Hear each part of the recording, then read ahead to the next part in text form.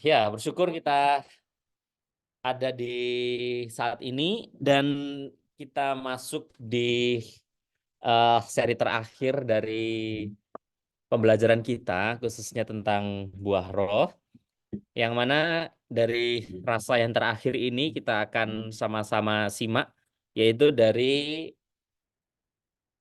pengendalian diri, dari penguasaan diri.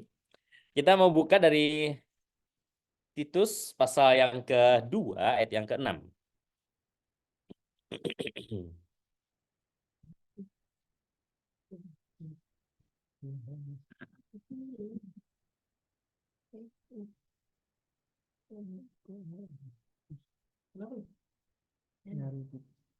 Kita mau baca bagian ini secara bersama-sama. Titus pasal yang kedua, ayat yang ke-6.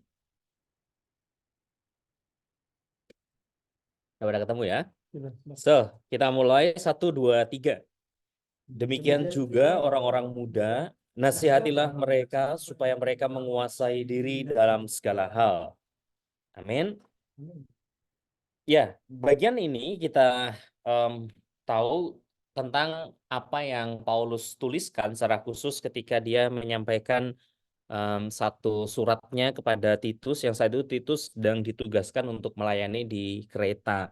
Ada satu tanggung jawab yang Paulus percayakan untuk Titus melayani di sana, dan kemudian salah satu hal yang menjadi bagian daripada pembacaan kita yaitu tentang apa yang Paulus nasihatkan kepada Titus untuk mengajar juga orang-orang muda. Setelah kalau kita lihat di dalam bagian-bagian sebelumnya itu soal bagaimana Titus haruslah memberitakan apa yang sesuai dengan ajaran yang sehat.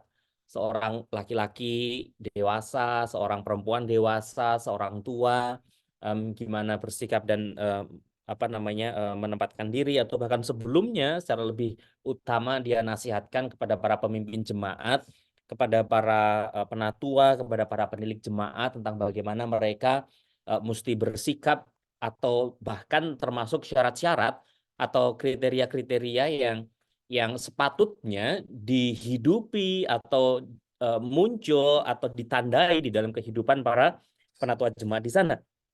Dan di dalam salah satu bagiannya, seperti yang kita baca tadi di dalam ayat yang ke-6, di sana Paulus mengingatkan Titus untuk menasihatkan kepada anak-anak muda supaya apa? Supaya mereka menguasai diri dalam segala hal, begitu ya. Nah, ini yang kemudian kita akan lihat, karena dalam beberapa suratnya Paulus juga menyebutkan tentang penguasaan diri ini, dan nanti kita juga akan lihat sama-sama di dalam beberapa ayat, begitu ya, di dalam bagian ini. Nah, ketika kalian mendengar kata self control, penguasaan diri, ya seperti biasa pertanyaannya yaitu apa yang menjadi kesan pertama dalam pemikiran kalian tentang kata ini.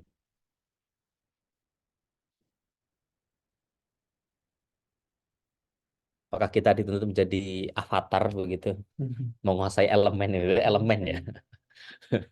Kita jadi elemen bender gitu. Disiplin. Ya. Disiplin. Oke. Ada lagi? Sulit. Sulit. Karena Sulit ya. dulu kan mungkin kalau buang tuh zaman-zaman SMA kan pemikiranku tuh adalah sesuatu yang terpisah gitu kan. Apa yang terpisah? Buang itu kan tetap Oh, oke. merupakan satu apa satu unsur-unsur yang terpisah. Dulu aku diajarin itu seperti buku, jadi kasih sama pengendalian diri itu yang pagar. Jadi kalau ini jatuh jatuh semua. Dulu aku diajarin seperti itu. Aku nggak tahu terlepas itu benar apa nggak, pokoknya itu dipaus sampai sekarang. Nah pada saat itu aku di dua ini jadi pagar, aku harus membandingkan kasih dan penguasaan diri. Pada saat itu kasih di pikiranku mungkin karena aku nggak terlalu ngerti kasih juga, tapi sesuatu yang nggak sulit dibandingkan penguasaan diri pada saat itu. Penguasaan diri, aku orang yang maunya nggak banyak, tapi kalau sekalinya mau tuh harus gitu. Jadi penguasaan diri buat aku dari misalkan dalam pemikiran mas yang kayak dulu aku ambil misalnya dipisah semua itu yang paling nggak mungkin aku bisa kelarin sampai mati kayaknya. Jadi aku pertama kalau ditanya satu orang aku bilang itu. Kenapa? karena kayak memang pukul dia ini aku udah pengen banget tapi kayak tapi nggak bisa tapi buktinya bisa buktinya kan kamu nggak mau gampang mukul. sekarang Ya. tapi kok Gitu. dia susah banget tapi pukul Iya. Yang lain gimana? Kalau kita udah bicara soal penguasaan diri, soal self control, gak emosian nggak emosian, oke. Bedanya sama kesabaran, wah, gimana? doang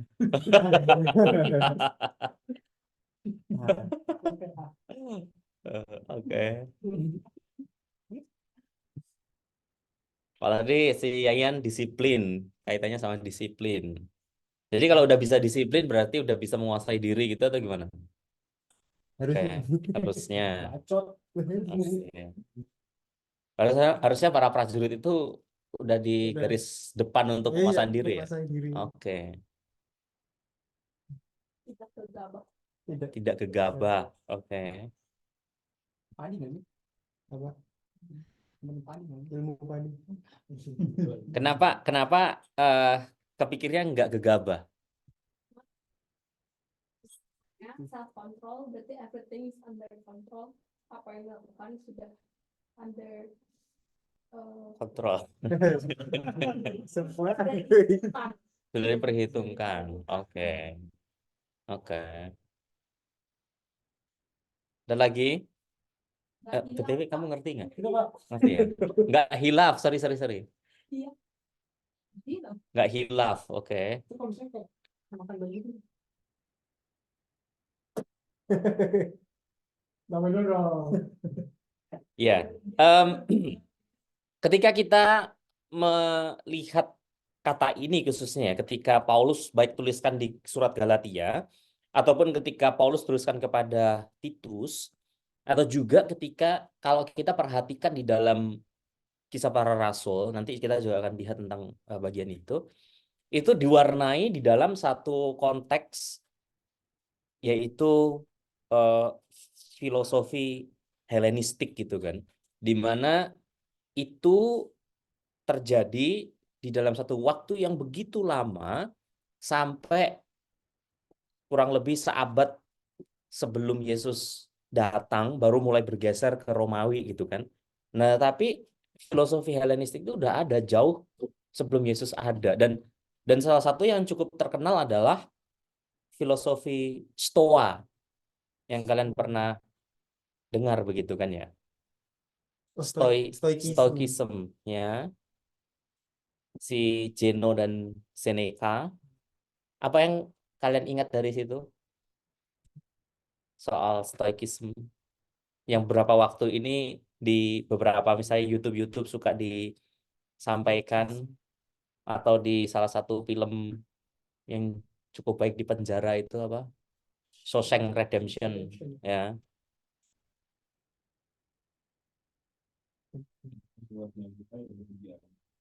Mhm. Jadi nggak terlalu peduli tentang apa yang di luar kita, dan yang kita bisa atur ya apa yang ada di dalam kita terkait dengan respon dan reaksi kita terhadap sesuatu itu.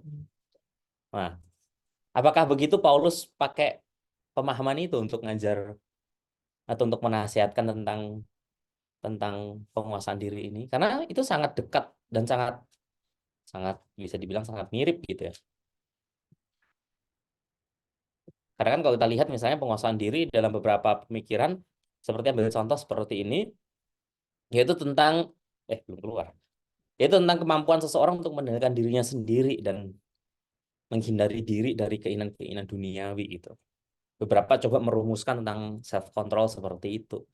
Atau kalau ada tambahannya tentang keinginan-keinginan duniawi, itu kalimatnya udah cukup dengan kalimat yang dekat dengan konteks Galatia 5 ayat 23, karena 22 dan 23 kan, yaitu khususnya di dalam ayat-ayat sebelumnya di mana Paulus menyandingkan dengan hal-hal duniawi gitu kan, di mana eh, kayaknya yang jadi kontra dengan self control itu adalah pesta pora, kemabukan gitu kan, kalau kita perhatikan di dalam eh, Galatia pasal yang ke-5 itu ayat 20-21.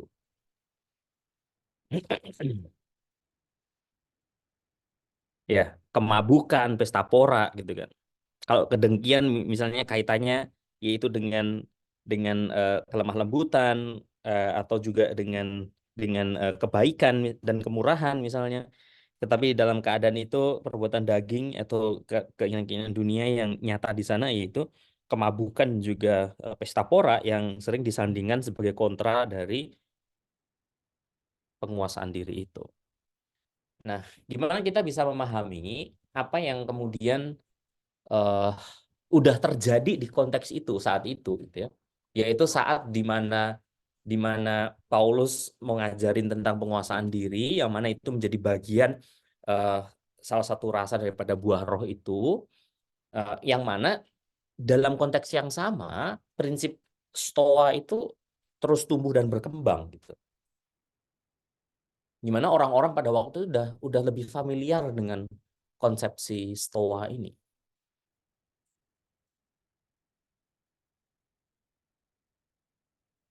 Karena kalau nggak berhati-hati di sana, jangan-jangan bisa terjadi seperti ketika Paulus melayani ke Listra.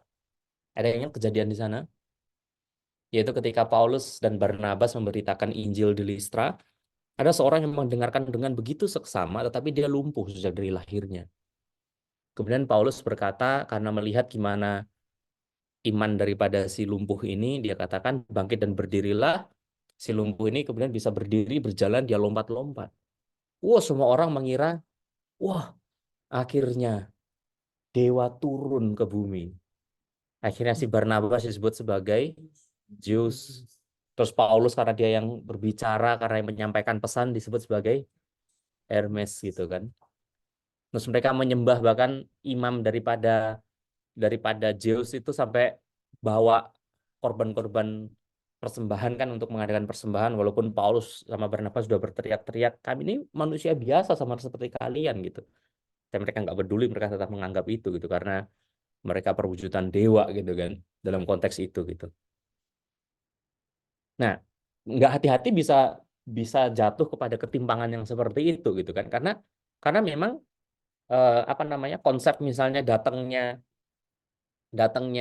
eh, manusia setengah dewa itu udah ada lebih dulu gitu sebelumnya kan. Hercules atau siapa anaknya Poseidon itu Perseus misalnya anaknya ini nggak ada ya anaknya Hades Irwinidas itu misalnya. Nah, em, ya itu konteks yang melatar belakangi gitu. Sehingga gimana kita bisa hari ini mungkin kita tahu gitu ya, kita bisa membedakan gitu kan mana penguasaan diri atau mana stoikisme itu, mana mana pengajaran stoa, filosofi stoa itu. Tapi bagi orang pendengar mula-mula daripada surat ini gitu yang udah sangat dekat dengan prinsip stoa itu udah ada gitu kan. Gimana mereka bisa sungguh-sungguh bisa bisa memahami ini penguasaan diri ini sama nggak sih dengan stoa itu? Menurut kalian gimana?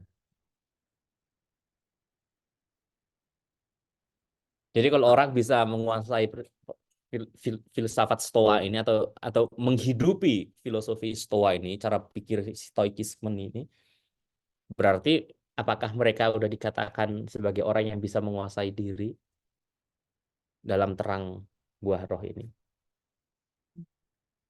Beda. Mhm. Kira-kira bedanya di mana? Yang kita bisa coba. Tidak dalam ranah apa nggak ada garis besar pembatas kiri kanannya itu nggak ada tentang Tuhan Yesusnya Oke. nggak ada ajaran firman Tuhan. Kalau Yang dari buah roh ya kita mengendalikan diri sesuai dengan yang dijalankan Tuhan ya. oke. Ya, hari ini kita bisa baca itu gitu ya. Tapi kira-kira ngebayang nggak orang pada waktu itu? Karena udah ada duluan dan udah sangat jamak gitu. Orang-orang di agora udah diajarkan itu dengan berbagai macam dialog yang ada. Dan bahkan cara itu juga yang dipakai Paulus untuk ngajarin ke orang banyak saat itu ketika dia ada di Athena, gitu kan? Yang kira-kira kalau kita ngebayangin sebagai pendengar saat itu atau penerima surat saat itu gitu. wah ini kayaknya stoikisme model baru nih gitu. Sama kok gitu misalnya. Karena katanya juga yang dipakai cukup mirip ya, enkrateia gitu. Soal menguasai diri, soal mengendalikan diri dari segala bentuk keinginan-keinginan duniawi. Dan dalam beberapa prinsip stoikisme, kayak yang tadi apa namanya, eh, Peter sempat sempat singgung, nggak pedulikan lingkungan di luar kita gitu ya. Cuman gimana reaksi kita yang kita bisa pegang kendali gitu kan. Nah, kita mau lihat sama-sama tentang apa reaksi dari orang yang ada dan tinggal pada waktu itu. Yaitu siapa? Felix. Felix. Mari kita buka Kisah Para Rasul 24.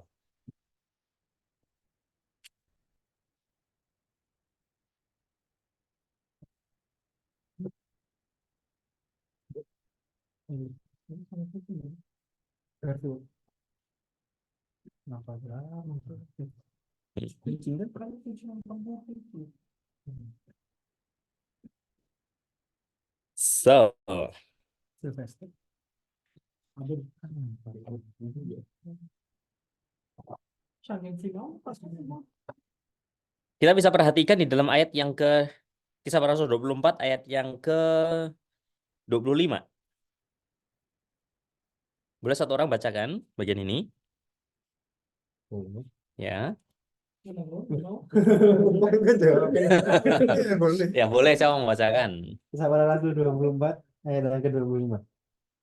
Tetapi ketika Paulus berbicara tentang kebenaran, Sorry. Dari mulai ayat 24 sampai ayat 25. 24. Dari satu dari 22, sorry, dari 22. ini kalau ganti-gantian aja ya. Boleh itu juga urutan aja boleh. Kita yang 22. Kisah Para Rasul 24 ayat 22. Tetapi Felix yang tahu benar-benar akan jalan Tuhan menangguhkan perkara mereka, katanya. Setibanya kepala pasukan Lisias di sini, aku akan mengambil keputusan dalam perkaramu. Boleh. Lalu dia menyuruh perwira itu tetap menahan Paulus, tetapi dengan tahan ringan, dan tidak boleh mencegah sahabat-sahabatnya menemui dia. Dan setelah beberapa hari datanglah Felix bersama-sama dengan istrinya Drusilla, seorang Yahudi. Ia menyuruh memanggil Paulus, lalu mendengar daripadanya tentang kepercayaan kepada Yesus Kristus. Tetapi ketika Paulus berbicara tentang kebenaran, penguasaan diri dan semakin yang akan datang, Felix menjadi takut dan berkata, cukuplah dahulu yang terjadi sekarang, apabila ada tempat yang baik, aku akan menerima. 26 sekalian.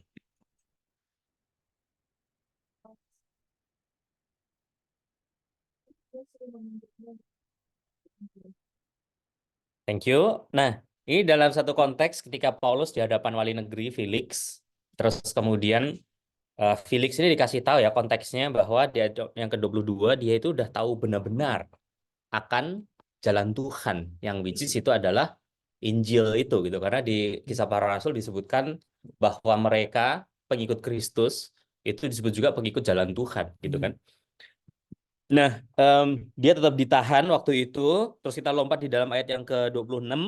Sementara penahanannya, si Felix tetap berharap apa? Si Paulus itu membayar gitu kan. Karena diberi keringanan sebagai tahanan ringan, sahabat-sahabatnya tetap boleh datang. Diharapkan Paulus itu ya tahu diri lah gitu kan, bayar nyogok atau apa gitu ya. Dia mementingkan tentang hal itu gitu ya. Walaupun di dalamnya diwarnai di dalam satu kondisi di mana 24 dia datang bersama istrinya Drusilla yang juga merupakan seorang Yahudi. Tujuannya untuk apa?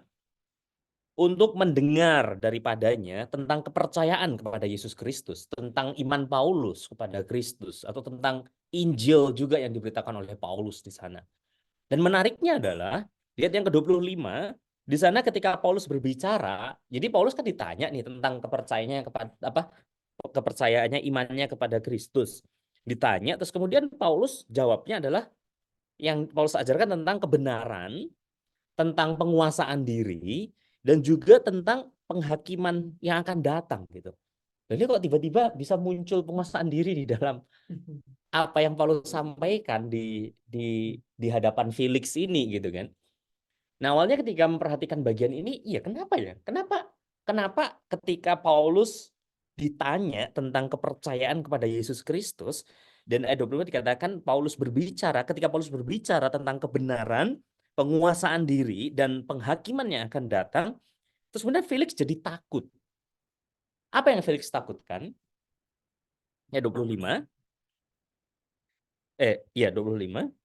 Yang Felix takutkan adalah cukuplah dahulu dan pergilah sekarang apabila kesempatan baik, aku akan menyuruh memanggil engkau. Nggak disebutkan oleh si Lukas apa yang Felix takutkan, tapi dari situ kita bisa membaca nggak respon atau reaksi dari Felix kenapa disebutkan oleh Lukas di sana dia takut. Takut apa kira-kira? Takut penghakimannya, padahal yang dihakimi adalah Paulus kan waktu itu. Karena di atas tadi disebutkan di dalam ayat yang ke-22 ketika dia menangguhkan perkara mereka, yaitu si Paulus itu, kepala pasukan Lisias itu kemudian Felix di sana bilang setibanya kepala pasukan Lisias di sini aku akan mengambil putusan dalam perkaramu. Felix yang seolah menjadi hakim di antara kasus itu gitu, dan dia yang menghakimi si Paulus harusnya begitu kan. Oke, mari kita lihat sama-sama. Ketika kita lihat bagaimana Lukas menunjukkan kepada kita tentang penguasaan diri, self control yang ada di dalam paket yang Paulus beritakan, Paulus ajarkan kepada Felix pada waktu itu, atau Paulus saksikan kepada Felix pada waktu itu tentang kebenaran dan juga penghakiman yang akan datang. Dan di sini paling tidak kita bisa memahami tentang apa yang mau ditunjukkan dari penguasaan diri itu sendiri gitu. Yang mana di dalam bagian ini yang pertama kita bisa lihat bahwa penguasaan diri itu dapat disandingkan dengan kebenaran itu sendiri. Nah, ketika kita memperhatikan tentang hal ini, memang tidak dimunculkan secara definitif gitu ya. Kenapa kemudian self control atau penguasaan diri itu disandingkan dengan kebenaran? Tetapi yang ada seperti itu, dan bahkan dari apa yang disampaikan di dalam penjelasan itu bahwa apa yang diminta oleh Felix untuk dia mau dengar adalah tentang kepercayaan Paulus kepada Yesus Kristus. Jadi di sana kita bisa pahami bahwa kalau kita berbicara self control di sana, maka seperti reaksi daripada pendengar pada saat pertama-tama yang sudah sangat familiar dengan prinsip stoikisme itu, maka di sana Paulus mau menunjukkan bahwa self control yang Alkitab mau sampaikan atau yang firman Tuhan mau atau yang menunjukkan bahwa hidup seseorang dipimpin oleh Roh bukan hanya berbicara tentang perasaannya, bukan hanya tentang bagaimana dia bisa mengendalikan dirinya di dalam setiap reaksi yang terjadi dalam lingkungan di sekitarnya, tetapi tentang bagaimana setiap perasaan, kehendak, kemampuan yang dapat dikendalikan itu berkaitan dengan pemahaman yang sungguh akan kebenaran. Dan rupa-rupanya pengajaran ini nggak cuma Paulus sendiri yang ajarkan. Mari kita lihat di dalam 2 Petrus pasal yang pertama ayat 3-9.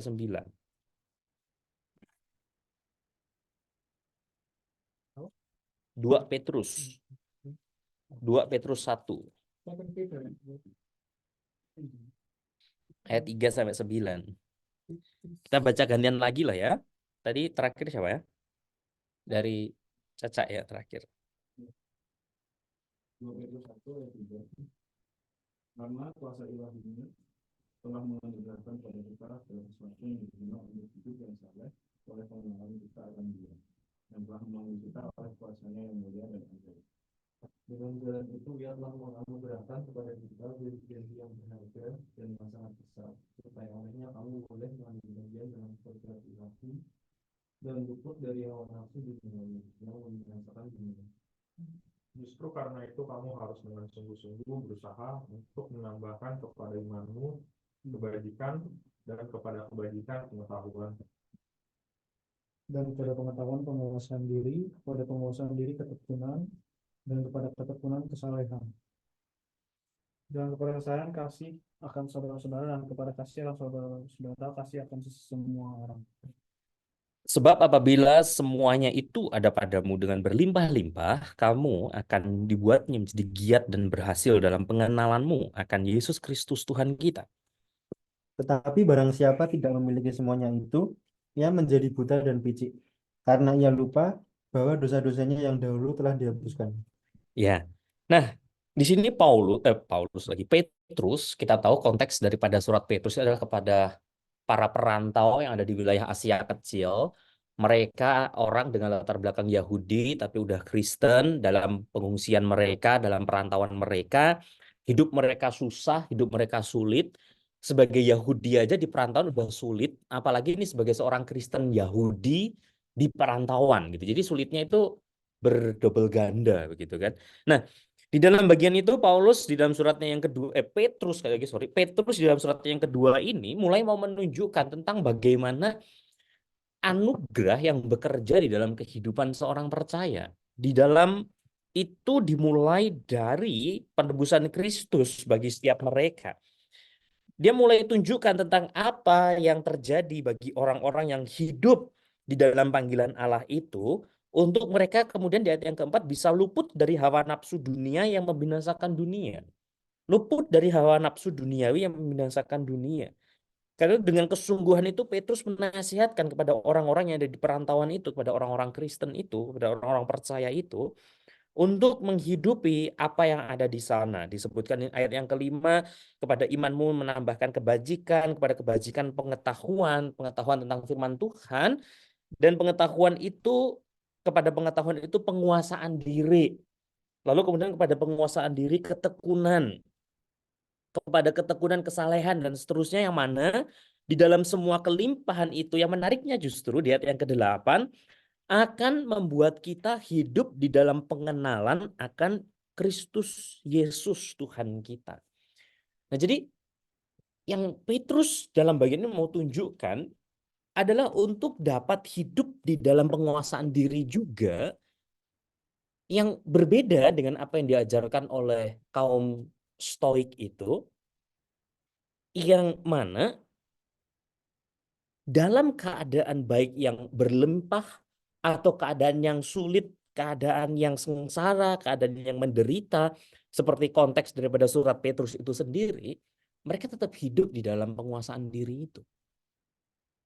Jadi penguasaan diri ini disandingkan dengan kebenaran yang ditunjukkan oleh firman Tuhan itu sendiri. Dan dari bagian ini, dari surat Petrus ini, kita bisa memahami tentang gimana penebusan Kristus itu yang menjadi kunci. Anugerah Allah itu menjadi kunci untuk orang bisa sungguh hidup dalam penguasaan diri yang benar. Yang mana terus kemudian itu akan memimpin mereka di dalam penyerahan diri yang sungguh kepada pimpinan Allah Roh Kudus, yang menjadi sumber daripada penguasaan diri itu. Jadi ini jelas sangat berbeda dengan apa yang kaum Stoik itu sampaikan, bahwa engkau dengan kekuatanmu sendiri, engkau dengan dirimu sendiri, engkau dengan pemikiranmu sendiri, itu bisa menguasai diri kita sendiri. Enggak. Kita manusia yang sungguh lemah di dalam itu semua. Dan dengan penyandaran yang sungguh akan kuat kuasa Allah Roh Kudus, karena itu Paulus menempatkan dalam Galatia pasal yang ke-5, penguasaan diri menjadi salah satu rasa daripada buah roh itu. Yang mana itu hanya dimungkinkan hasil daripada Roh Kudus yang berdiam di dalam kehidupan orang percaya. Sama seperti rasa-rasa yang lain. Jadi penguasaan diri ini menjadi satu bagian yang juga tidak kalah penting seperti rasa daripada buah roh yang lain juga. Untuk bisa ditunjukkan di dalam kehidupan kita sebagai seorang percaya. Yang hanya dengan kesungguhan untuk mau memberi diri hidup dipimpin oleh roh dan bukan hidup dipimpin oleh daging. Karena yang menjadi kontra seperti yang di dalam ayat yang ke-21 disampaikan, Galatia pasal yang ke-5, yaitu hanya pesta pora dan juga kemabukan yang ada di sana. Nah, kalau ini seperti yang tadi di Kisah Para Rasul pasal yang ke-24 tadi ditunjukkan bahwa penguasaan diri disandingkan dengan kebenaran. Yang kedua yang kemudian kita mau lihat juga yaitu sandingan yang keduanya, yaitu apa? Tentang penghakiman. Yang mana tadi ditunjukkan di dalam Kisah Para Rasul pasal yang ke-24 itu penghakiman yang akan datang. Nah, kalau teman-teman perhatikan di dalam bagian itu gitu ya, sekali lagi kondisinya justru agak apa ya, agak lucu lah begitu ya. Kenapa lucu atau ironik lah gitu ya? Kenapa? Karena yang disidang atau yang dihakimi atau yang ditangkap sebagai tawanan pada itu adalah Paulus di hadapan Felix si wali negeri. Nah, tapi justru ketika Paulus menceritakan, memberitakan tentang apa namanya, tentang penghakiman, tadi kan tentang imannya kepada Kristus Yesus, dan kemudian Paulus berbicara tentang kebenaran, tentang penguasaan diri, tentang penghakiman yang akan datang. Di sana justru Felix menjadi takut.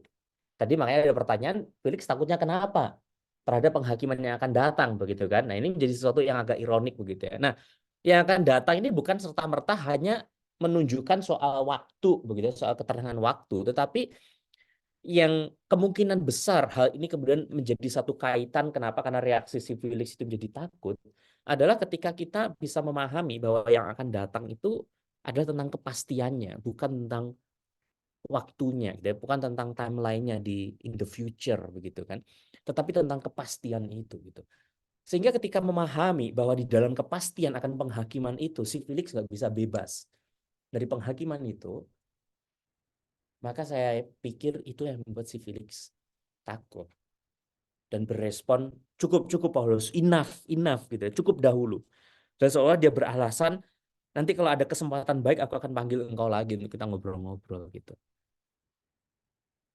Jadi kita melihat gimana reaksi Felix dari itu semua gitu kan. Nah, sehingga dari pemahaman ini kita bisa melihat bahwa hal yang sama Paulus sebenarnya pernah sampaikan sebelumnya tentang penghakiman ini. Sehingga kita bisa memahami kenapa penghakiman ini adalah tentang kepastiannya yang akan datangnya ini, bukan tentang soal waktunya saja gitu ya. Yaitu ketika Paulus melayani ke Athena, Kisah Para Rasul pasal yang ke-17. Ketika dia berbicara di hadapan para orang-orang Yunani yang ada di Athena. Kita lihat sama-sama pasal 17 ayat 30-31.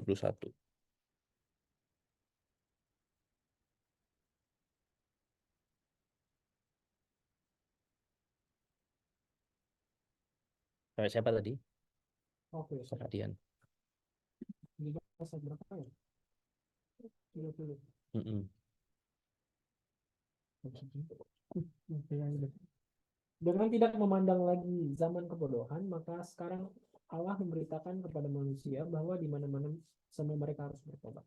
Karena ia telah menetapkan suatu hari pada waktu mana ia dengan adil akan menghakimi dunia oleh seorang yang telah ditentukannya. Sudah ia memberikan kepada semua orang suatu bukti tentang hal itu dengan membangkitkan dia dari antara. Cuman bedanya dari apa yang diberitakan oleh Paulus ini, reaksi daripada orang-orang Athena itu agak berbeda dengan Felix. Boleh teruskan ayat 32-nya?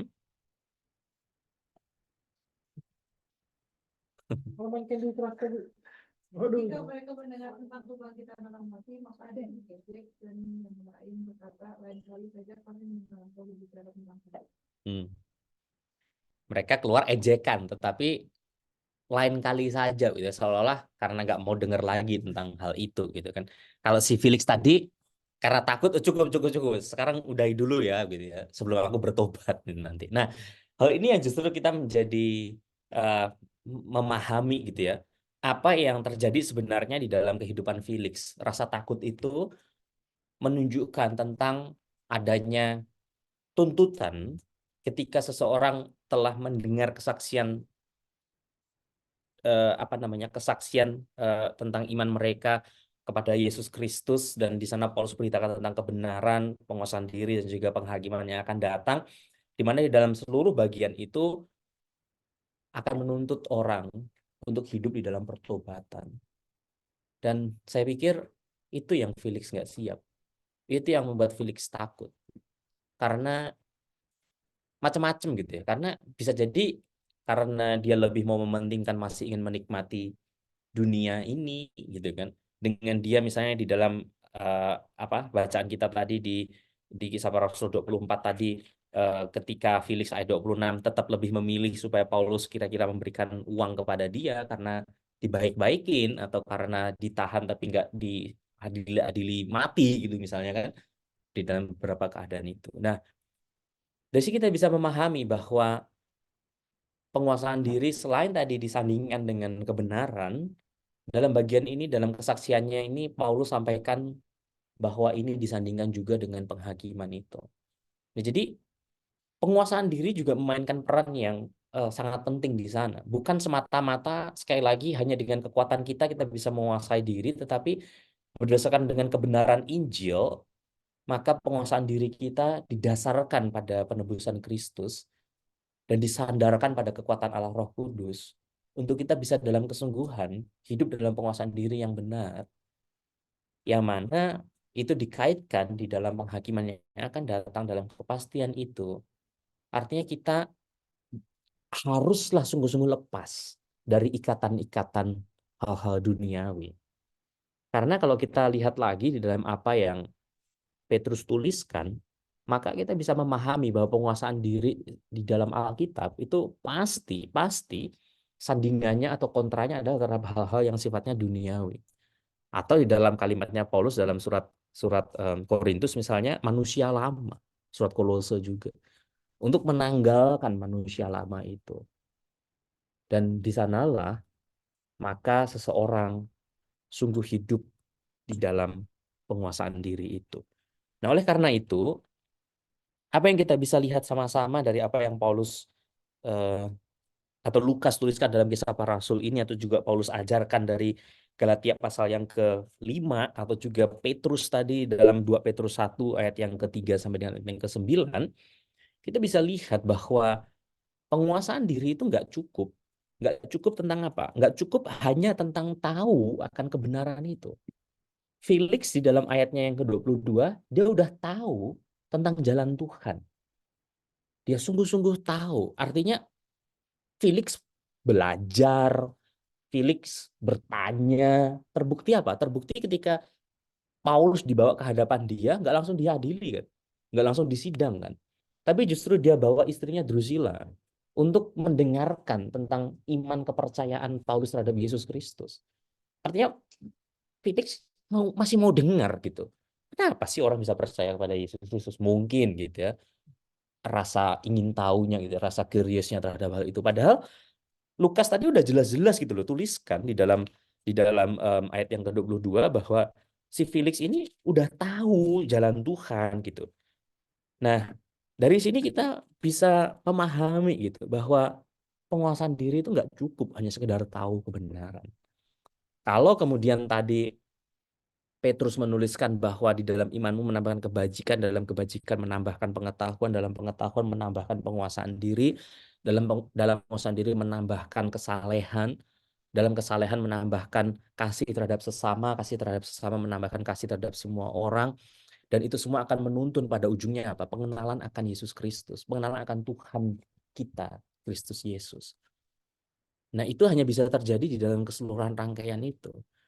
Sehingga dari sini, kalau mungkin seperti reaksinya Felix ketika udah tahu keseluruhan tentang iman kebenaran di dalam Yesus Kristus, terus kemudian dia mulai tersentuh gitu ya, tapi dia belum mau berubah, maka di sana nggak cukup juga bahwa penguasaan diri itu hanya kemudian tersentuh akan kebenaran itu.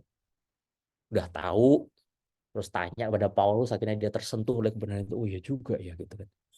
Oh, tapi karena dia nggak mau meninggalkan itu, jadi ya udah stop sampai di situ dulu gitu. Padahal ketika udah mendengar berita itu, panggilan terakhir adalah tentang apa? Kalau kita sandingkan juga dengan surat 2 Petrus 1 tadi, di dalam anugerah Allah itu panggilannya tentang apa? Pengenalan di bagian akhirnya, tapi di dalam ayat yang ketiga dan keempat tadi, kalau saya boleh rangkaikan, kita bisa hidup di sana tentang sebuah pertobatan gitu kan. Yaitu yang dituntut di sana adalah diperlukan pertobatan yang sungguh.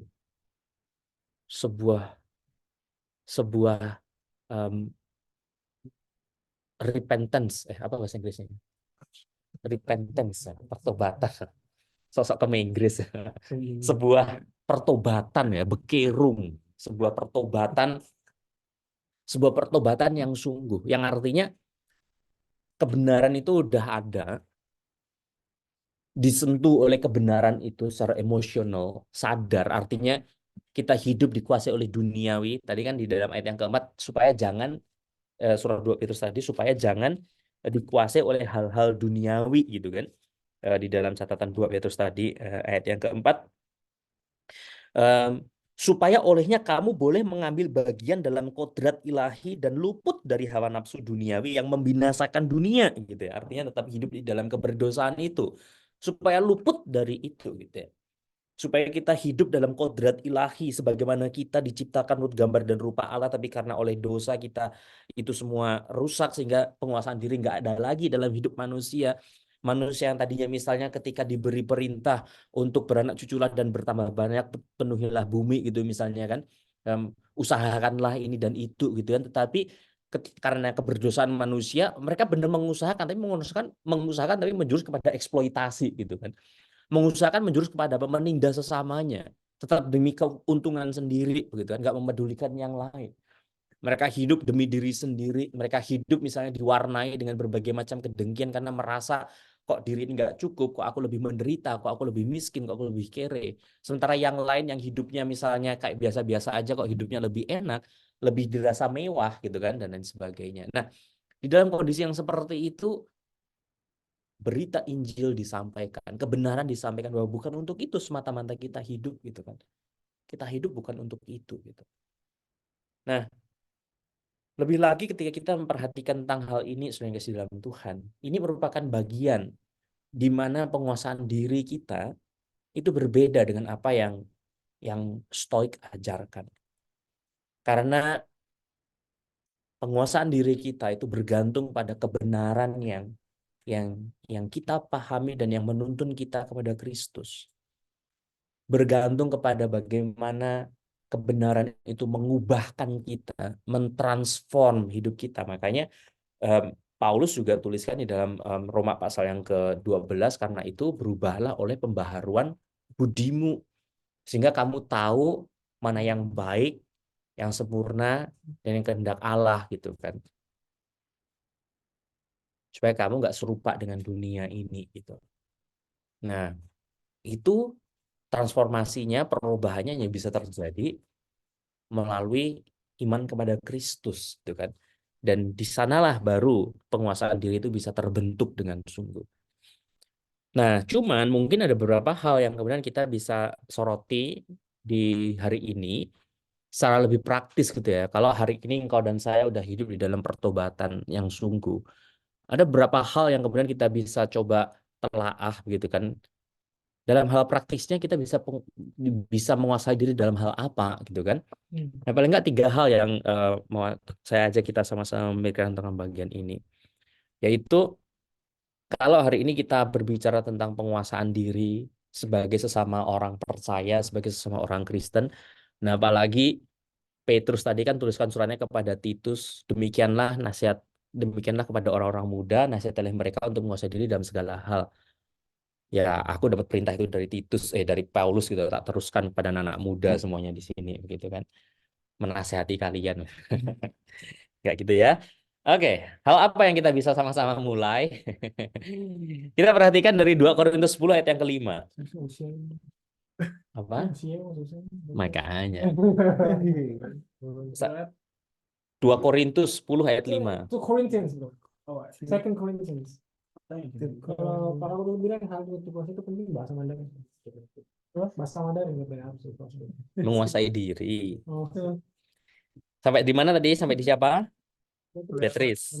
coba sekarang.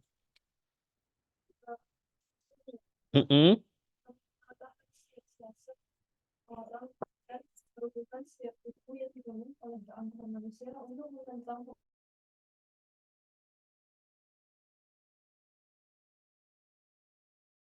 Thank you. Di dalam bagian itu apa? Udah tarik nafas.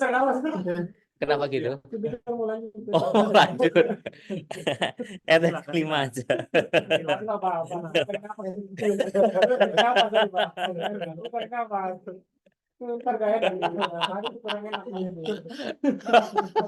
Ntar ada bagiannya ya. Nah, dalam bagian ini Paulus mau mengajarkan khususnya melalui suratnya kepada jemaat Korintus, yang mana Yang mana sebelumnya di dalam ayat yang ketiga dan keempat, Paulus memberikan gambaran bahwa memang kami masih hidup di dunia ini, tapi kami tidak berjuang secara duniawi. Yang mana senjata kami dalam perjuangan bukanlah senjata duniawi, melainkan senjata yang diperlengkapi dengan kuasa Allah yang sanggup untuk meruntuhkan benteng-benteng. Yang khususnya di sana adalah di dalam dunia yang kental, di dalam pemahaman orang Korintus, yang mana orang Korintus sangat gemar untuk datang ke agora atau untuk datang ke tempat-tempat umum di mana para filsuf-filsuf itu banyak mengajar gitu kan. Orang Korintus gemar untuk belajar filosofis itu, gemar untuk memenuhi pikiran mereka gitu. Makanya beberapa daripada orang Korintus itu memfavoritkan Apolos yang secara retorika sangat-sangat baik sekali gitu kan, di dalam pembelajaran itu, yang mana justru itu menjadi bibit-bibit daripada perseteruan. Sampai akhirnya ketika di satu bagian Paulus pernah menuliskan kepada jemaat Korintus bahwa Apolos yang, atau kebalik ya, kuis tiba-tiba. Kuis. Iya. Yesus yang menghakimi kan sebenarnya. Apolos yang menanam, Paulus yang menyiram. Oh ya, Apolos yang menanam, Paulus yang menyiram. Tapi semuanya itu bukan mereka yang memberikan pertumbuhan gitu kan. Nah, dari bagian ini kita bisa memahami tentang gimana kegemaran orang Korintus itu di dalam dunia berpikir mereka sangat gemar gitu. Dan hal ini juga yang akan menuntun kita bahwa penting untuk dikuasai di dalam diri kita adalah pikiran, walaupun nasihatnya kepada Titus untuk teruskan kepada anak-anak muda itu adalah hal dalam segala, tapi paling enggak ini kita lihat 3 hal yang penting untuk kita bukan di kereta waktu itu ya. Kalau Paulus menuliskan kepada Titus yang lagi ada di kereta, ini di kereta udah cepat. Ini di Darmstadt gitu kan. Nah, oke. Nah, yaitu di dalam ranah pikiran. Di sana satu kata kunci yang kita bisa lihat adalah kami menawan segala pikiran dan menaklukkannya kepada Kristus. Jadi Paulus mau ingatkan bahwa segala pikiran yang tidak ditaklukkan di bawah Kristus tidak akan berguna apa-apa, karena semuanya akan sia-sia. Nah, sehingga di sini pikiran untuk ditaklukkan kepada Kristus gimana caranya?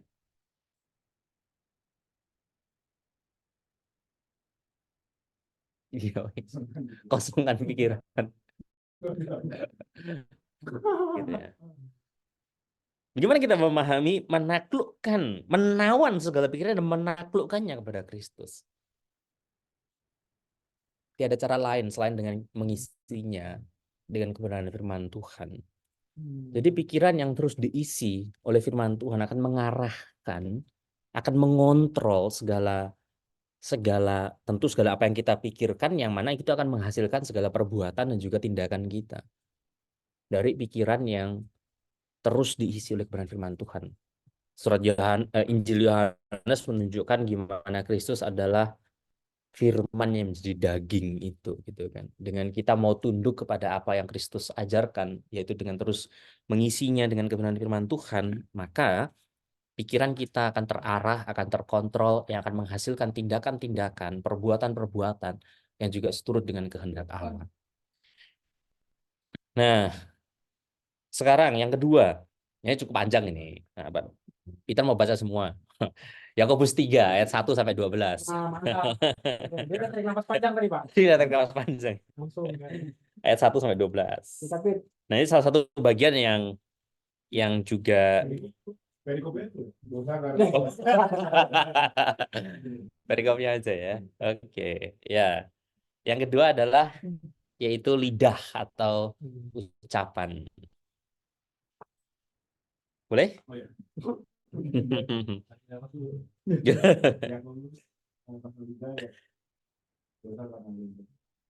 Saudara-saudaraku, janganlah banyak orang di antara kami mau menjadi guru, sebab kita tahu bahwa sebagai guru kita akan menghakimi menurut ukuran menjadi guru. Sebab kita semua bersalah dalam banyak hal. Barang siapa tidak bersalah dalam perkataannya, dia adalah orang sempurna, yang dapat juga mengendalikan seluruh tubuhnya. Kita mengenakan kekang pada mulut kuda sehingga ia menuruti kehendak kita. Dengan jalan demikian kita dapat juga mengendalikan seluruh tubuhnya. Dan lihat saja kapal-kapal walaupun amat besarkan oleh angin keras, namun dapat dikendalikan oleh kemudi yang amat kecil menurut kehendak jurumudi. Demikian juga lidah, walaupun suatu anggota kecil dari tubuh, namun dapat memegahkan perkara-perkara yang besar. Lihatlah betapapun kecilnya api, ia dapat membakar hutan yang besar. Lidah pun adalah api yang merupakan suatu dunia kejahatan dan mengambil tempat di antara anggota-anggota tubuh kita sebagai sesuatu yang menodai seluruh tubuh dan menyalakan roda kehidupan kita, sedang ia sendiri dinyalakan oleh api neraka. Semua jenis binatang liar, burung-burung, serta binatang-binatang menjalar, dan binatang-binatang laut dapat dijinakkan dan telah dijinakkan oleh sifat manusia. Tapi tidak seorang pun yang berkuasa menggunakan lidah. Ia adalah sesuatu yang buas, yang tak terkuasai dan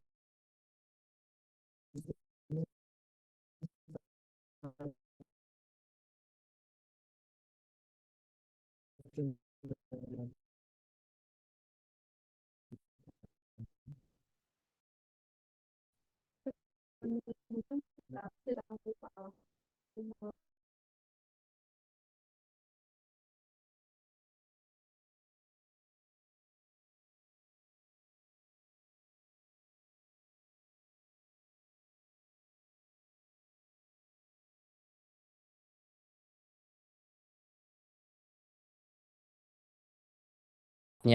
Pengaruh daripada, ya tentu bukan lidahnya ya, tapi perkataan gitu ya, ucapan gitu yang mungkin secara singkat kita bisa memahami.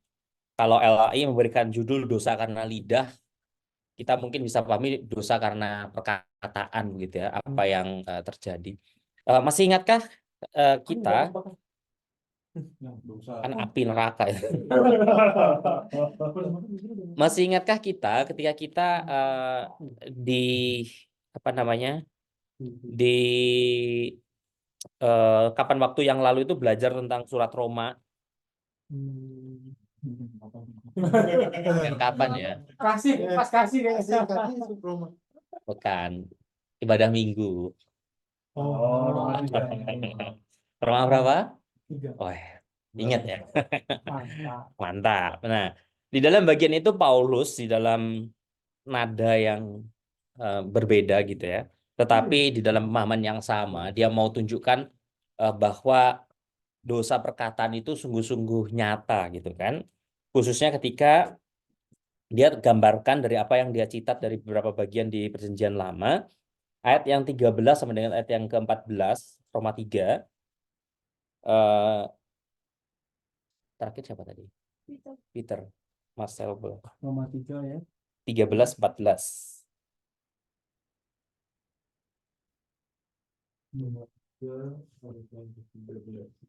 Pemerintah seperti kubur yang bernangan, lidah mereka rayu-rayu, bibir mereka mengandung bisa. 14, mulut mereka penuh dengan sumpah serapah. Ya, dari apa yang terjadi di sana semua mengarah, ya tentu ini sebagai satu gambaran metaforik tentang yang namanya perkataan begitu kan. Sehingga melalui perkataan kita, melalui ucapan kita itu bisa begitu sangat banyak menimbulkan berbagai macam problem, permasalahan gitu ya di dalam baik kehidupan kita sendiri ataupun juga kehidupan orang lain. Nah, sehingga di dalam hal ini ada banyak sekali masalah yang datang karena perkataan kita. Karena itu maka sedapat-dapatnya mari kita mau mengendalikan atau mau belajar mengendalikan lidah ini. Tentu itu semua bergantung juga kepada pikiran yang tadi terus diisi oleh kebenaran firman Tuhan, sehingga bahkan perkataan kita juga terkontrol, perkataan yang menjadi berkat dan bukan perkataan yang menjadi kutuk bagi sesama gitu ya. Kita dapat menunjukkan kasih kita pun juga melalui perkataan kita, melalui lidah kita. Kita dapat menunjukkan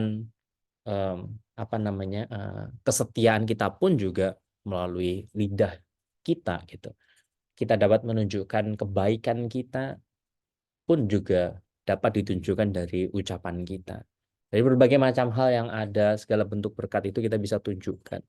Sehingga akhirnya ketika dimulai dari pikiran yang dikuasai oleh firman Tuhan, maka hidup seorang percaya yang sungguh-sungguh dalam pertobatan tadi akan juga menghasilkan output, yaitu ucapan yang juga akan memberi encourage bagi orang-orang di sekitarnya, menjadi berkat bagi orang-orang di sekitarnya, menumbuhkan satu kesaksian yang teguh tentang siapa Kristus di dalam hidup mereka.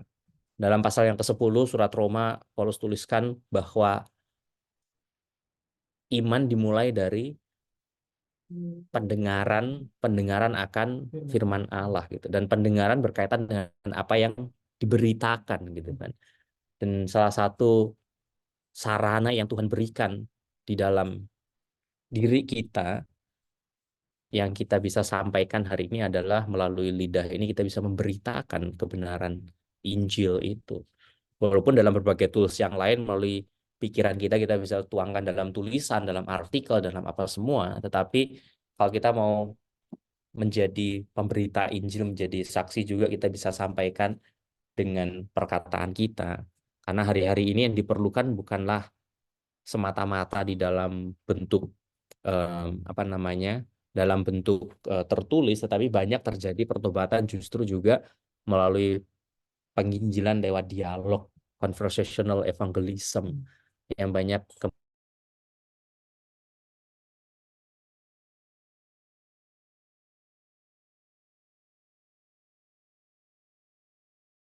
yang terakhir yang eh, dari Yesus sendiri sampaikan, yaitu Matius pasal yang 3.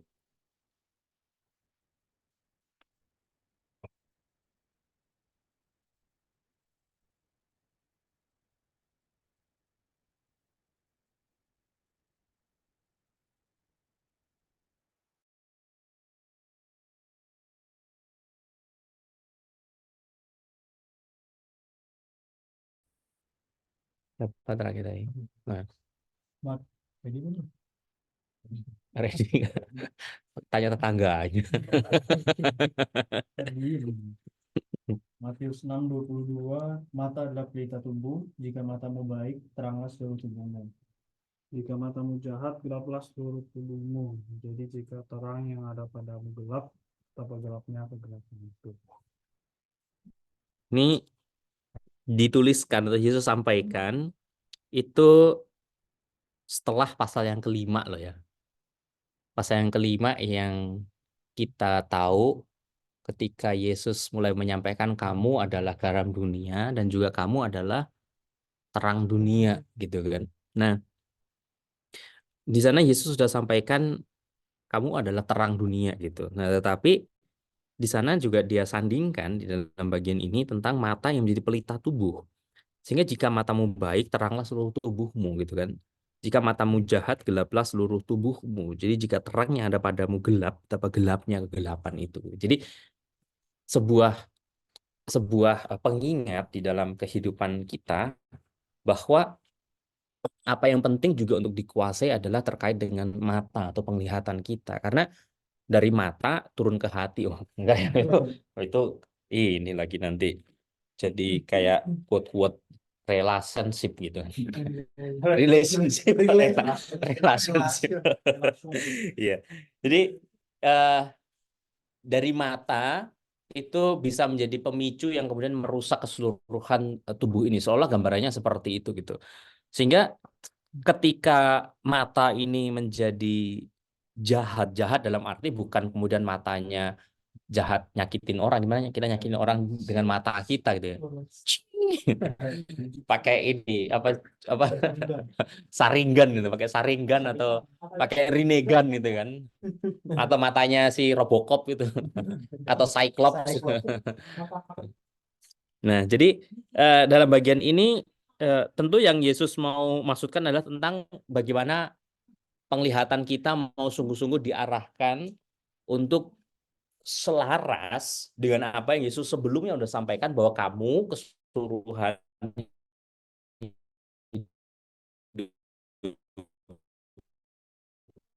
hidupmu adalah terang dunia gitu.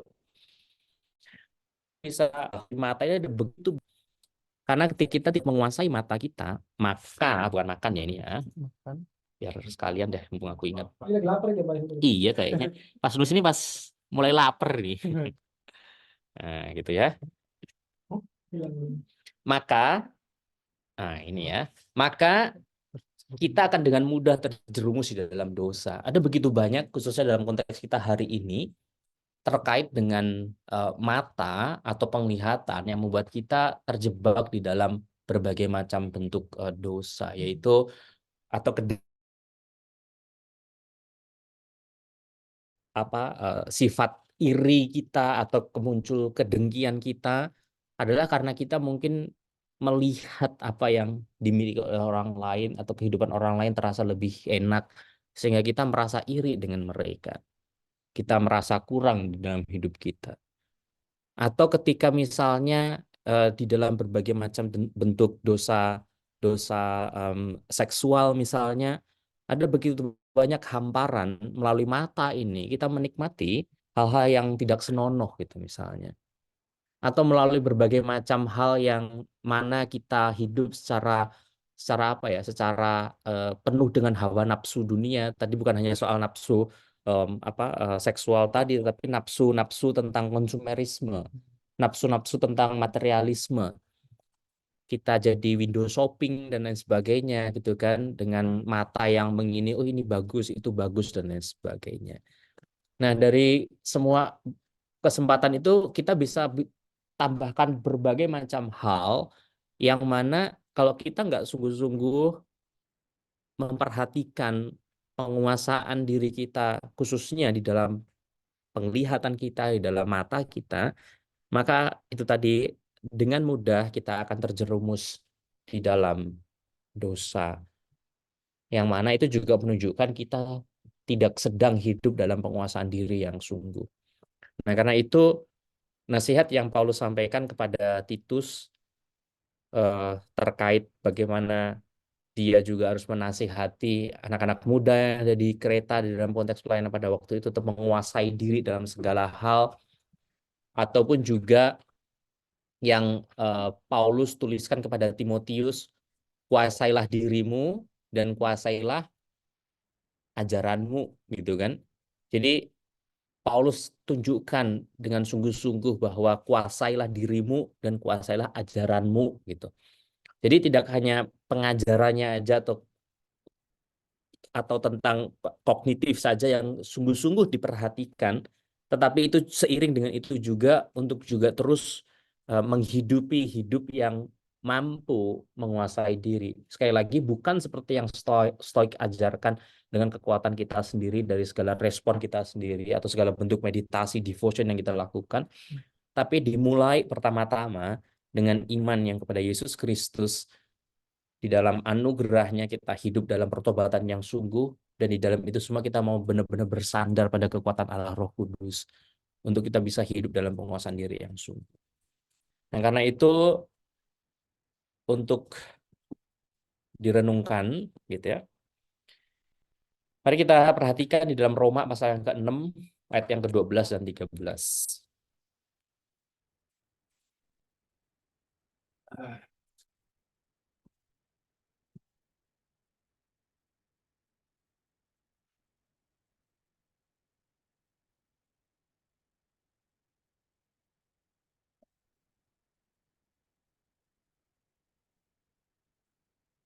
Mbak siapa tadi? Itu ya, aku ya berarti. Ya, Roma 6 ayat 12, sebab itu hendaklah dosa jangan berkuasa lagi di dalam tubuhmu yang fana, supaya kamu jangan lagi menuruti keinginannya. Dan janganlah kamu menyerahkan anggota-anggota tubuhmu kepada dosa untuk dipakai sebagai senjata kelaliman. Tetapi serahkanlah dirimu kepada Allah sebagai orang-orang yang dahulu mati, tetapi yang sekarang hidup. Dan serahkanlah anggota-anggota tubuhmu kepada Allah untuk menjadi senjata-senjata kebenaran. 13 bagian akhir, saya bacakan sekali lagi, serahkanlah anggota-anggota tubuhmu kepada Allah untuk menjadi senjata-senjata kebenaran. Yang mana ini bisa terus mengingatkan setiap kita bahwa kunci salah satu yang menjadikan kita mampu atau dapat menguasai diri adalah dengan kita justru menyerahkannya kepada Allah.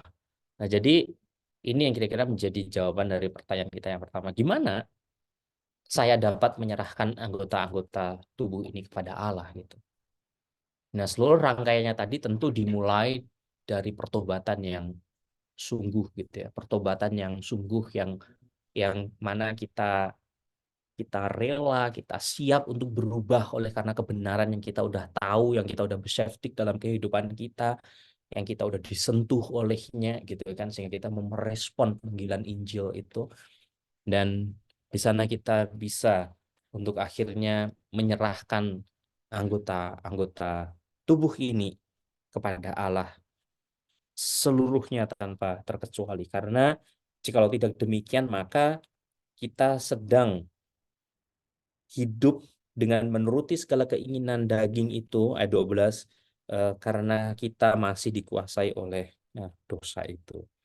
Tetapi kita udah hidup bagi Allah di dalam Kristus Yesus. Kita udah mati bagi dosa. Nah, pertanyaan kedua yang kita bisa renungkan sama-sama, yang nggak harus dijawab hari ini, tapi bisa menjadi satu hal yang kita renungkan hari ini untuk boleh dibawa pulang, yaitu maukah kamu untuk menerima kebenaran dan diubahkan oleh kebenaran itu? Karena hanya itu yang menjadi kunci di dalam semuanya itu. Sama halnya seperti apa yang terjadi dalam kehidupan Paulus di hadapan Felix. Ketika Paulus menyampaikan tentang kebenaran, penguasaan diri, penghakiman, Felix menjadi takut. Dan ketakutan yang nampak adalah karena dia enggan. Dia nggak mau, dia nggak rela kebenaran yang dia terima yang udah menyentuh dia itu mengubahkan dirinya.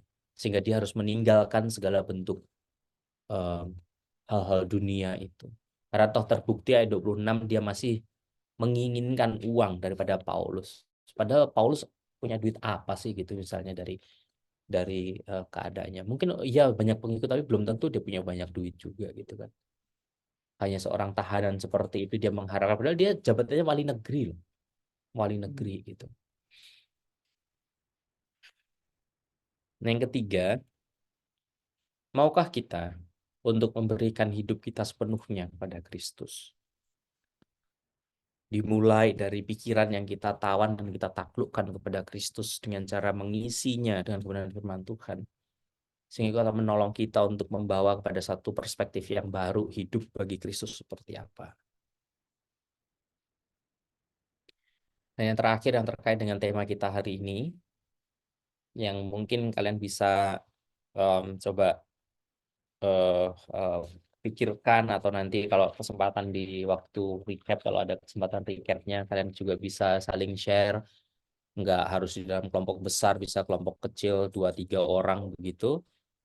Yaitu apa? Yaitu adakah mungkin hari ini atau selama ini bagian-bagian dari hidup kita yang tidak atau yang belum dapat kita kuasai.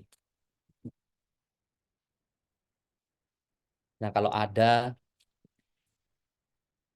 bagaimana dan seperti apa kita bergumul di dalamnya dan bagaimana kita merespon hal itu untuk kemudian kita bisa menguasainya.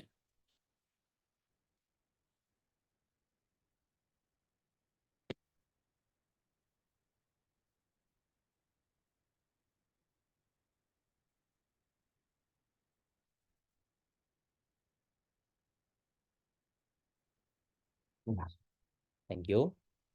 Ada tanggapan